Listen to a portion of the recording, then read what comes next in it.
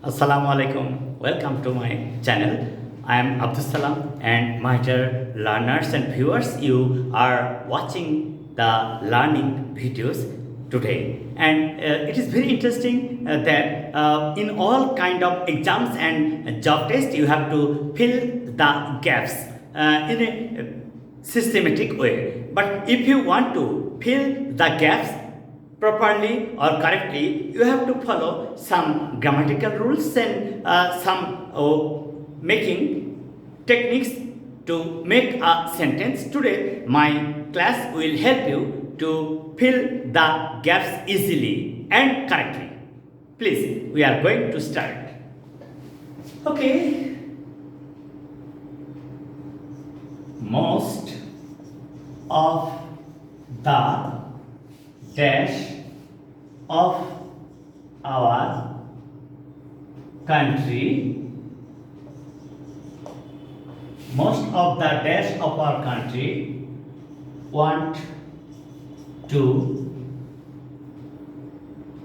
dash a dash figure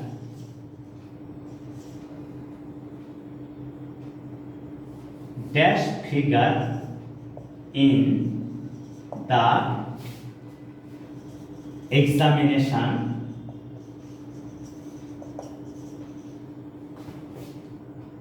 dash all of them don't like to work hard dash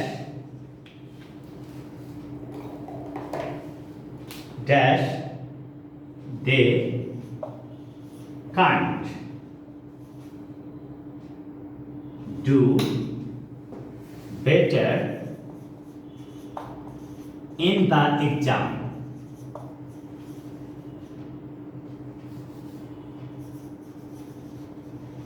Now, আমরা এখন যেটা দেখব যে কিভাবে পরীক্ষায় বা যে কোনো জব টেস্টে সহজে গ্যাপ ফিলিংটা কমপ্লিট করা যায় সেটা নিয়ে কাজ করব এবং কখন কোন ওয়ার্ডটা বসে এইটা কিন্তু জানা প্রয়োজন। যেমন most of the dash of our country want to dash আর dash figure in the examination. আচ্ছা, এই প্যাসেজটা কিন্তু বলছে পরীক্ষা সংক্রান্ত কাজ, তাহলে আমরা সহজে বুঝবো যারা পরীক্ষায় অংশগ্রহণ করে তাদেরকে কি বলে, স্টুডেন্টস অ্যান্ড এক্সামিনিজ। তাহলে মোস্ট অফ দ্য এক্সামিনিজ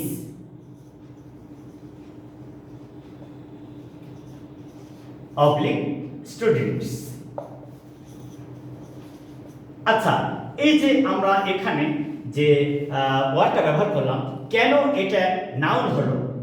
এটা কিন্তু এক্সামিনিজ বা স্টুডেন্টস এটা হচ্ছে নাউন। এর কারণ হচ্ছে যে শূন্যস্থানের পূর্বে যদি আর্টিকেলস এ এন ডি, শূন্যস্থানের পূর্বে যদি আর্টিকেলস এ এন ডি থাকে এবং শূন্যস্থানের পরে যদি ভার্ব অথবা প্রিপোজিশন থাকে, তাহলে আসলে ব্যাপারটা কি দাঁড়াচ্ছে, শূন্যস্থানের পূর্বে যদি অ্যাডজেক্টিভ অথবা আর্টিকেল এবং শূন্যস্থানের পরে যদি ভার্ব অথবা প্রিপোজিশন থাকে তাহলে শূন্যস্থানে নাউন বসে, শূন্যস্থানে নাউন বসে। তাহলে এই স্ট্রাকচারটা আমরা কিন্তু এইভাবে বুঝতে পারি, যেমন article oblique adjective plus noun plus verb or preposition.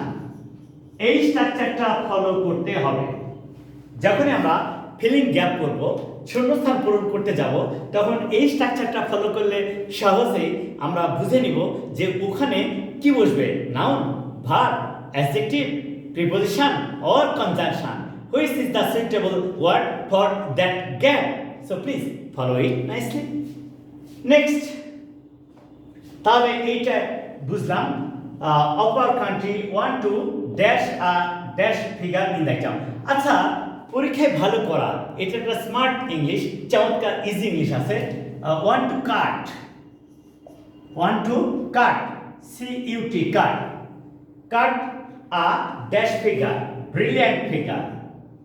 Brilliant figure. এই যে এখানে আমরা যে বিষয়টা শিখলাম সেটা কিন্তু একদম সহজ। সেটা কি? প্রথম এই যে শূন্যস্থানটা এখানে বলা হচ্ছে যে শূন্যস্থানের পূর্বে টু থাকলে এবং তার দ্বারা ওই শূন্যস্থান দ্বারা যদি উদ্দেশ্য বোঝায়, শূন্যস্থানের পূর্বে টু থাকলে এবং ওই শূন্যস্থান দ্বারা যদি উদ্দেশ্য বোঝায় তাহলে ওই উদ্দেশ্য বোঝালে ভার্বের বেস ফর্ম হয়, ভার্বের বেস ফর্ম হয়। আর এখানে স্ট্রাকচারটা বলছে to plus base form of a verb is called infinitive.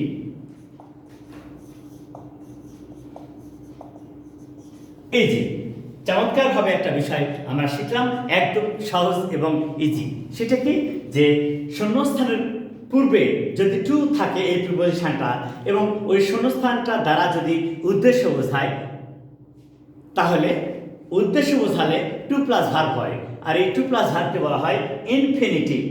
Two plus ভার্বের বেস ফর্মকে বলা হয় ইনফিনিটিভ, যা দ্বারা কোনো কাজের উদ্দেশ্য বোঝায়। এবারে আমরা তার পরবর্তী শূন্যস্থানটা দেখব যে এই শূন্যস্থানের পূর্বে আর্টিকেল, এটা হচ্ছে আর্টিকেল, এইটা অ্যাডজেক্টিভ, এইটা নাউন। তাহলে এখানে কিন্তু একটা মজার স্ট্রাকচার আমরা ফলো করব।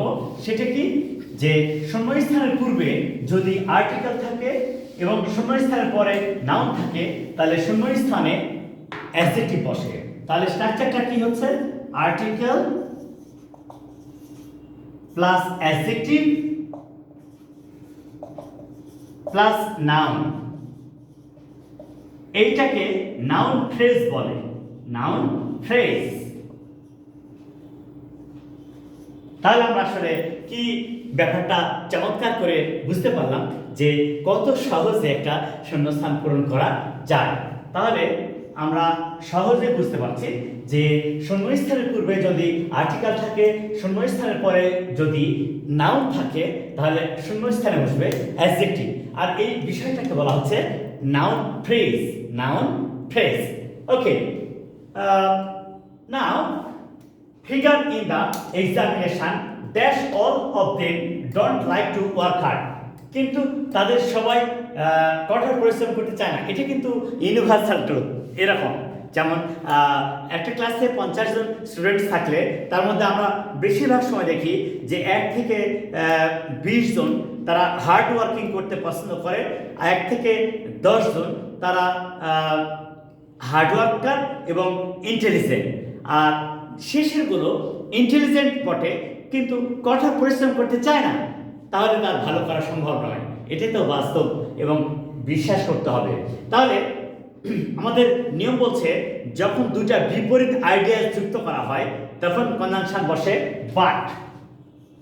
যখন দুইটা বিপরীত অর্থবোধক শব্দ বা ক্লজ সমূহ ব্যবহার করা হয় তখন তাকে আমরা ব্যবহার করব বাট।